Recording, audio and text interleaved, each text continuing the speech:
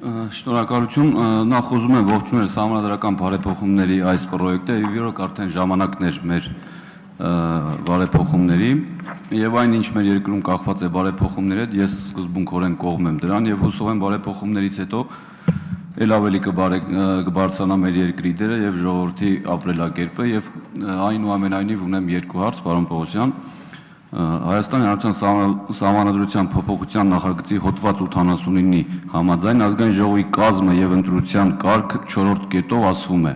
որ եթե ազգային ժողովի ընտրությունների առաջին փուլի արդյունքում կայուն խորհրդարանական մեծամասնություն չի ձևավորվում, ապա անցկացվում է ընտրության երկրորդ փուլ, որին մասնակցում են առավելագույն ձայների ստացած երկու կուսակցությունները կամ կուսակցությունների դաշինքները։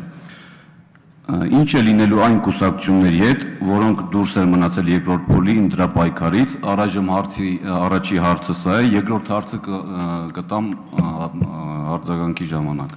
Շնորհակալություն։ Շնորհակալություն, պարոն Առաքելյան, նախ ասեմ, որ 89-րդ հոդվածը վերափոխումների է ենթարկվել,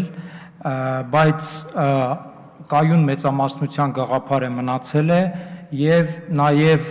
նոր ձևակերպման հիման վրա ընտրական օրենսգիրքը կարող է սահմանել երկրորդ փուլ։ Եվ եթե սահմանի երկրորդ փուլ, կարծում եմ, որ այն դրույթը, որը որ դուք մատնանշեցիք, պետք է ամրագրում ստանա ընտրական օրենսգրքում։ Դա իմ անձնական կարծիքն է, որպեսզի երկրորդ փուլում լինի իսկապես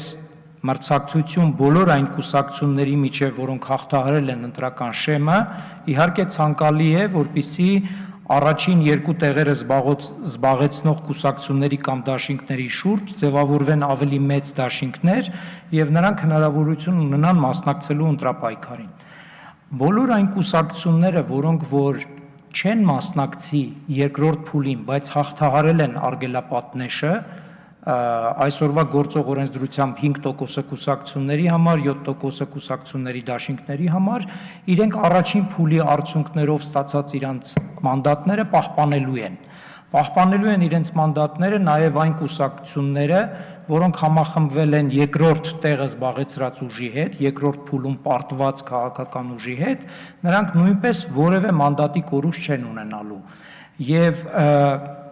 հենց այդ պատճառով էլ 89-րդ հոդվածը սահմանել է, որ ազգային ժողովի падգամավորների ուրեմն թիվը առնվազն պետք է լինի 101, հաղթող կուսակցությունը կամ կուսակցությունների դաշինքը, եթե ստանում է երկրորդ փուլը իրականացում եւ ստանում է հավելյալ մանդատներ, ինքը ստանում է 101 այդ տեղերի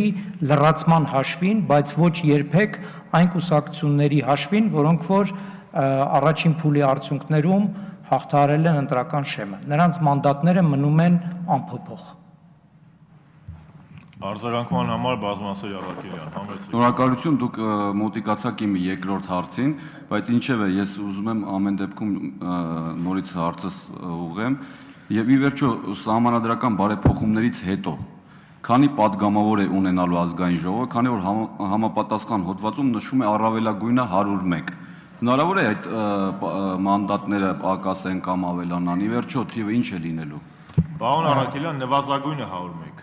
Նվազագույնը 101, ոչ թե առավելագույնը, նվազագույնը 101։ Այ երևի կարող է։ Այո, այսինքն ազգային ժողովի падգամավորների թիվը չի կարող լինել 101-ից պակաս, բայց կարող է ավելանալ կախված նրանից, թե երկրորդ փուլի արդյունքում հաղթած կուսակցությունը կամ կուսակցությունների դաշինքը ինչքան հավելյալ մանդատներ կստանա։ Դրանից է կախված առավելագույն ուրեմն թիվը ազգային ժողովի։ Ընտրական օրենսգիրքը պետք է սահմանի, թե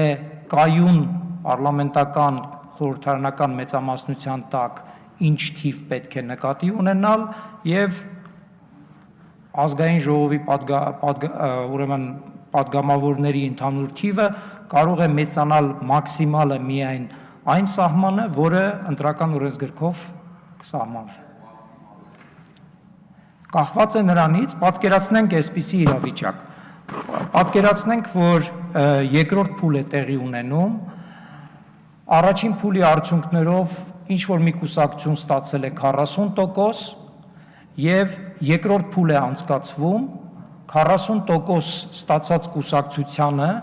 միանում են նաև այլ կուսակցություններ Եթե այդ կուսակցությունները գումարային առումով 50%-ից ավելի ձայներ են ունենում երկրորդ փուլի արդյունքներում, ապա ըստ էության կարող է այնպես պատահել, որ ընդհանուր թիվը չմեծանա ընդհանրապես, որովհետև երկրորդ, երրորդ այն կուսակցությունները, որոնք որ միացել էին 40% ստացած կուսակցությանը, կարող է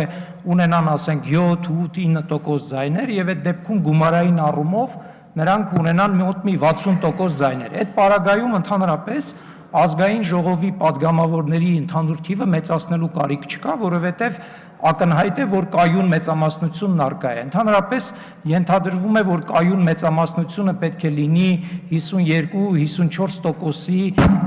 այսպես տիրույթում։ Բայց հիմա նույն օրինակը վերցնենք ու պատկերացնենք, որ 40% ստացած կուսակցությանը երկրորդ փուլում որևէ այլ կուսակցություն չի միանում, եւ երկրորդ փուլում այդ կուսակցությունը հաղթում է եւ այդ դեպքում կախված նրանից, որ եթե ասենք 52% մանդատ լինի, այդ դեպքում տվյալ կուսակցությունը կստանա հավելյալ մանդատներ եւ այդ հավելյալ մանդատների թվով կավելանա падգամավորների ընդհանուր թիվը։ Սա է մեխանիզմը, որը նկատի է առնված 89-րդ հոդվածում եւ որը պետք է մանրամասնորեն կարգավորվի ընտրական օրենսգրքով։ Վահան Բաբայան, համեցեք։ Շնորհակալություն։